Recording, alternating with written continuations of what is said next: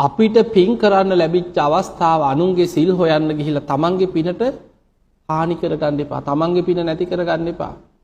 ඒ නිසා ලැබිච්ච හැම මොහොතකම බුදුරජාණන් වහන්සේ වදාළ මහණෙනි මේ පිනේ වටිනාකම මේ ලෝකෙ මිනිස්සු දන්නවා නම් අඩු ගානේ තමන් කන බත්පතෙන් කොටසක් සතෙකුට හරි හැමදාම දන් දෙනවා කිය. ඒ තරම් ආනිසංස ඇති පිනක් කිය. ඒ නිසා පින්වතුනි පුළුවන් තරම් පින් කරගන්න, පිනට ආස කරන්න.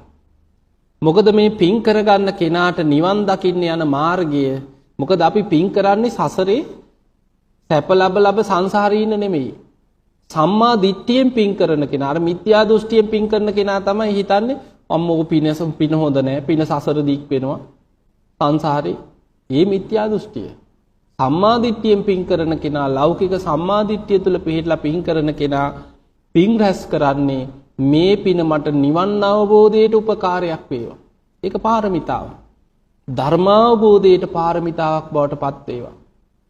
පින් කරගත්ත කෙනාට නිවන් දකින්න තියෙන්නේ සුඛාපටිපදා, සැපසහිත මාර්ගය.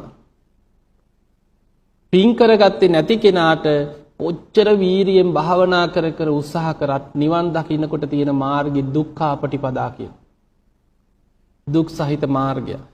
දැන් බලන්න ලෝසක හාමුදුරුවෝ රහත් වුණානේ. හැබැයි කොච්චර කරදර ඉපදිච්ච දවසේම ගෙවල් ගිනි ගත්තා. මහ පාරට වැටුණා. පාරේ හිඟමනේ අම්මා දරුවා වඩාගෙන යනවා. හිඟන්නොත් අල්ලගෙන ගහනවා එනේන තැන්වල. පාරක ගියත් හිඟමනක් නැහැ කියන. කවුරු හරි අනුකම්පා කරලා කන්න දෙයක් දුන්නොත් එක්ක ඒක බිම හලා ගන්නවා. එක්ක ලැබුණොත් ලැබෙන්නේ පිරුණු වෙච්ච දෙයක් කියන. පැවිදි වුණා. සාරිපුත්ත හාමුදුරුවෝ අනුකම්පාවෙන් ලෝසක දරුවා පැවිදි කරා.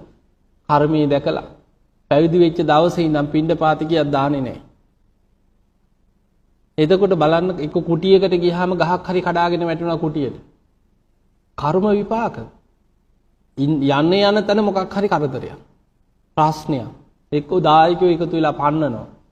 බොරු කතාවක් හැදෙනවා. නොකල වැරදි වලට අහු වෙනවා. අහක යන කුණු ගොඩවල් ළඟට කඩාගෙන වැටෙනවා. එතකොට මේ ඔක්කොම තමන්ම වපුරපු දේවල් මතක තියාගන්න. අපිට කරදර ප්‍රශ්න ඉන්නේ කවුරුත් නිසා නෙමෙයි. අපිම සසරේ වපුරපු දේවල් අපි සංසාරේ අරගෙන යන අස්වැන්න හැටියට. ඒ නිසා පින් කරගත්තේ නැතුව පිනට ගරහා කර කර භාවනා කිය සමහරු ඉන්නවනේ අපි භාවනා විතරයි කරන්නේ පින් එපා. ඕව වැඩක් නැහැ කිය ඉන්න. අනේ නිවන් දකින්න ගියාම හැමදාම කරදර ප්‍රශ්න ගැටලු මත ධර්ම මාර්ගේ වැහිලා යනවා. පින් කරගත්ත කෙනාට බුදුරජාණන් වහන්සේ පෙන්වන්නේ සුඛාපටිපදා, සැපසහිත මාර්ගය. එයාට හිතනවටත් වඩා පින් කරගන්න පරිසරය හැදෙන්න. එයා හිතනවා අනේ මං කොහොමද රුවන්වැලි සෑයට ගිහිල්ලා පිනක් කරගන්නේ? හිතනකොටම ක්‍රමේ හැදිලා යාට. එයාට කොහෙන් හරි කවුරු හරි ඇවිල්ලා අනේ යන් අපි මෙහෙ පින්කමක් කරනවා කියලා බලෙන් දඹදිව යන්න හිතනකොටම කවුරු හරි ඇවිල්ලා නිකම්ම එක්කයි යනවා. යන් අපිත් එක්ක අපි හරි වේදම් කරන්නම් කියලා එක්කයි යනවා. කොහෙ ගියත් පහසුකම් ටික ලැබෙන. දැන් සීවලි හාමුදුරුවෝ ගැන හිතන්න. කැලේකට ගියත් දෙවිවරු විමානම වාගෙන දන් දෙනවා කියන. මිනිස් වේසෙන් දේවතාවරු මහ වනයේ හිටියත් දන් දෙනවා. හිතනකොටම ගිලම්පස ටිකක් වළඳන්න ඕන කියලා හිතනකොටම කෙනෙක් ඇවිල්ලා ගිලම්පස ටිකක් පූජා කරලා යනවා. කොහේ ගියත් අද මට රාත්‍රී මෙතන නවාතැන් ගන්න මේ පැත්තේ හොඳයි කියලා හිතනකොට කවුරු හරි ඇවිල්ලා වැඳලා කියනවා ස්වාමීනි ඔබ වහන්සේට මෙන්න හොඳ කුටියක් තියෙනවා ඔබ වහන්සේට වඩින්න කියලා එකයි යනවා.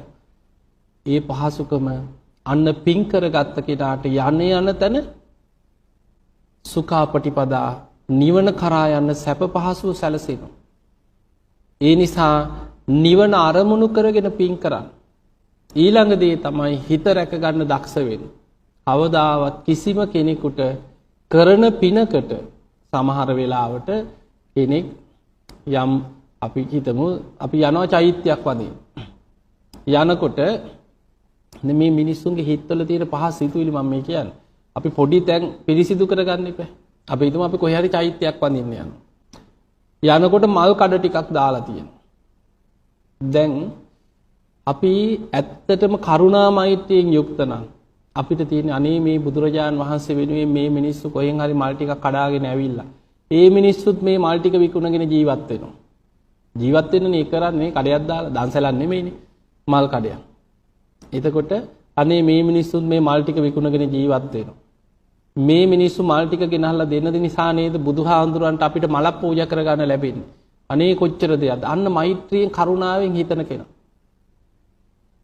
අර කුහකකමින් යන කෙනා දැක්ක ගමන් මුම්බේ මල් කඩ දාගෙන ඒකත් විකුණගෙන කනවා. එහෙම කියාගෙන බැනගෙන යනවා. නැද්ද එහෙම මිනිස්සු? යනවා. එතකොට හිතන්නේ ඒක කුහකකම නෙමෙයිද කියලා. කුහක ඒ වගේ සමහර වෙලාවට හොඳට බලන්න මිනිස්සු හැම වෙලාවෙම බලන්නේ තව කෙනෙකුට ගරහන්න. කවුරු හරි පිනක් කරනවා දැක්කොත් එක්ක ඒකේ අඩුපාඩු හොය ඒකට බනින. තමන්ගේ පින තමයි හරිම පින. අනුන්ගේ පින්කම් වලට ගරහන. එතකොට මෙන්න මේ දේවල් එක්ක අපි දන්නේම නෑ අපේ හිත අපිරිසිදු වෙන. ඒ නිසා පුළුවන් තරම් හිත රැක ගන්න, හිත පිරිසිදු කර ගන්න. තමන්ගේ අඩුපාඩු තමන් හදා ගන්න, අනුන්ගේ කුණු හොයන්න යන්න එපා. ඒ විදිහට තමන්ගේ හිත රැකගත්තොත් අපිට පින් කර ගන්න පුළුවන් ඕන තරම් කැමති